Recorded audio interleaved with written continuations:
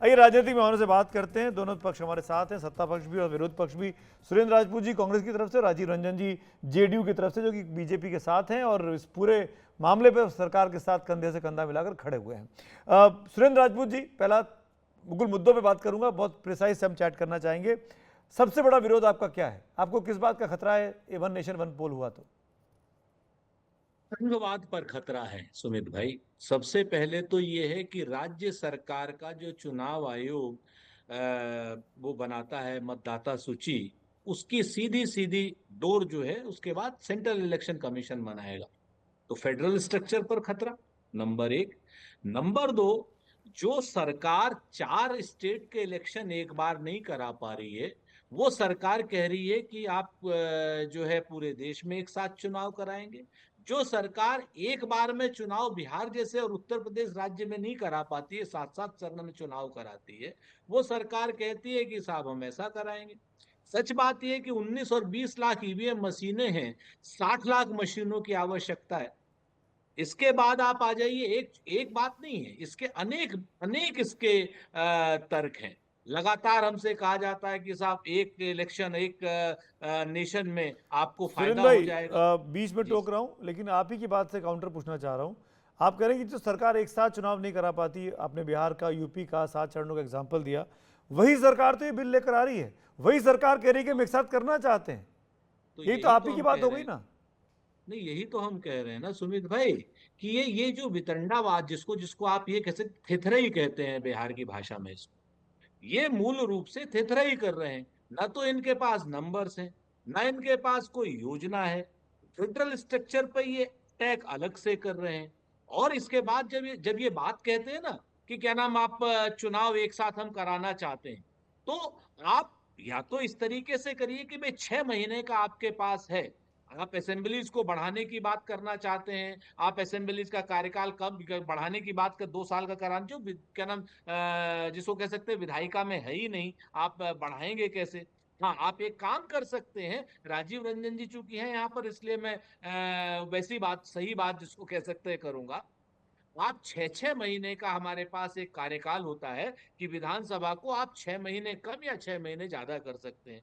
तो जब आपकी 6 महीने ज्यादा में और 6 महीने कम में, मान लीजिए आपकी 8 विधानसभा आ रही हैं, तो उसका मीन टाइम निकाल करके 8 विधानसभाओं को आप करा लीजिए, अगली बार फिर आप करा लीजिए। लेकिन ये सरकार सिर्फ और सिर्फ बयानबाजी के लिए, जैसे नोटबंदी में इन्होंने ठीक कहा है। था कि आतंकवाद ठीक। खत्म हो ठीक जाएगा। है, मैं मुद्दे पे रहता हूं। आतंकवाद खत्म हो गया क्या नोटबंदी में? राजीव तो जी, ये जो बात बात जी। राजीव जी, एक तर्क बार बार दिया जा रहा है आपके विरोधियों के द्वारा, और सुरेंद्र जी आप बैठे हो उनके सामने बोल रहा हूं, कि 47 से 67 तक तो एक साथ चुनाव होते रहे। लोकसभा विधानसभाओं के 67 में आके पहली बार हुआ जब विधानसभा भंग की गई, और 68 69 में अलग अलग चुनाव हुए। हम सब जानते हैं, तो फैक्ट है। क्या वैसे ही सिस्टम आप चाहते हैं? क्योंकि 47 से 67 तक एक पार्टी का दबदबा था, कांग्रेस का दबदबा था। जो कांग्रेस आती है देश में वो होता है। क्या उसी दिशा में जाना है?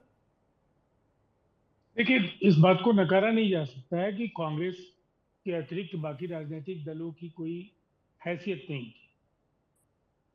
आज बहुदलीय लोकतंत्र है, निसंदेह लोकतंत्र ज्यादा जीवंत और परिपक्व हुआ है।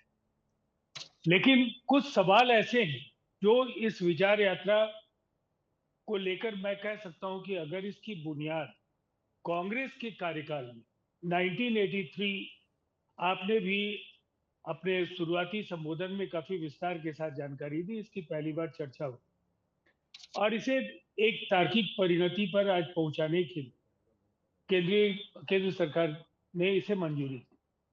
हमारा ये मानना है कि देखिए, इसके पक्ष में और विपक्ष में जो महत्वपूर्ण तर्क हैं वो लगातार दिए जा रहे हैं। आपने भी काफी विस्तार के साथ, तथ्यों के साथ कहा, और एस वाई कुरैशी साहब ने भी काफी विस्तार के साथ जानकारी दी।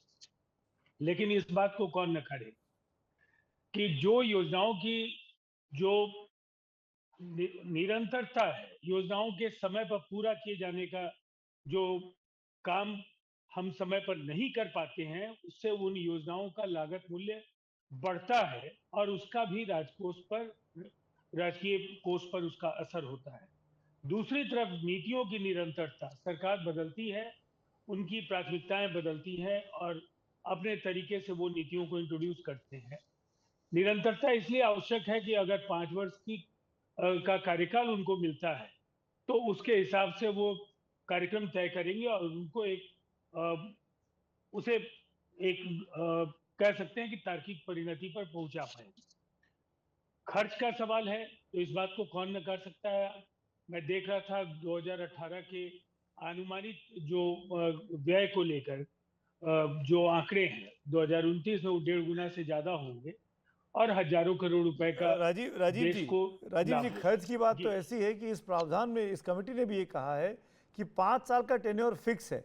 बीच में अगर विधानसभाएं भंग हो गई तो अगर उपचुनाव की तर्ज पर फिर से चुनाव हुआ तो उसका टेन्योर बचे हुए टेन्योर के बराबर ही होगा, यानी 3 साल या 3.5 साल या 4 साल होगा, या अगर वो भी भंग हो गई तो फिर 2 साल होगा।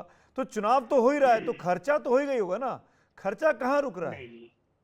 ये सामान्य परिस्थितियों में राज्य में चुनाव बार बार नहीं होते। अगर कोई सरकार अपना प्रभावी बहुमत साबित नहीं कर पाती है तो निसंदेह चुनाव की स्थिति पैदा होगी। लेकिन ये हालत जो सामान्य तौर पर देश को 32 बार चुनाव कराने पड़ते हैं, 31 राज्य और केंद्र शासित प्रदेशों को जोड़ दिया जाए और एक लोकसभा के चुनाव को जोड़ दिया जाए तो 32 चुनाव अगर एक साथ हो सकते हैं, इसके बाद 100 दिनों के अंदर लोकल बॉडीज के चुनाव हो सकते हैं, तो चुनाव के लिए सुसंगत व्यवस्थित ढांचा इसकी आवश्यकता है। चुनाव खर्चा कम करिए ना, ये तो कुरैशी साहब बोल के गए पॉलिटिकल पार्टी से खर्चा फिक्स कर देना चाहिए। जैसे इंडिविजुअल का खर्चा फिक्स होता है, पॉलिटिकल पार्टी का अमाउंट भी फिक्स कर दिया, आप इससे अधिक खर्च नहीं कर सकते। देखिए, उन्होंने सैद्धांतिक तौर पर बहुत सारी बातें कही, मैं उनके अनुभव और उनके तर्क को चुनौती नहीं देना चाहता, लेकिन जिस तरह से पॉलिटिकल पार्टीज का खर्च होता है उसमें आप उम्मीदवारों के लिए भी आप सीमा तय करते हैं, लेकिन हम लोगों को व्यवहारिक कठिनाइयों का पता है कि उम्मीदवार उस निर्धारित सीमा से बहुत ज्यादा खर्च करते हैं, पॉलिटिकल पार्टीज भी खर्च करते हैं। बजाय इसके जो इसका सीधा असर है, देश को चुनाव संचालन के नाम पर जो भारी व्यय करना पड़ता है, जो एक व्यय का भीमकाय आकार है, उसे कम किया जा सके। तो एक बात तो तय है, चाहे सुरेंद्र जी हो चाहे राजीव जी हो, मैं सॉरी बीच में इंटरवीन कर रहा हूं, वक्त की कमी है मेरे पास, कि खर्चे कम होना चाहिए। खर्चा बढ़ाने का कोई ताकीद नहीं कर रहा है, पर खर्चे कम कैसे होंगे उस पर कोई बात नहीं करना चाहता है, जो कुरैशी साहब शुरू में करके गए। मैं फुर्सत में आऊंगा, जुड़ूंगा आप दोनों के साथ। माफी के साथ सुरेंद्र भाई, वक्त नहीं मेरे पास। एक और बड़ी खबर है, जम्मू कश्मीर का चुनाव है, पेजर बम से हमले हो रहे हैं। Thank you so much for being with me.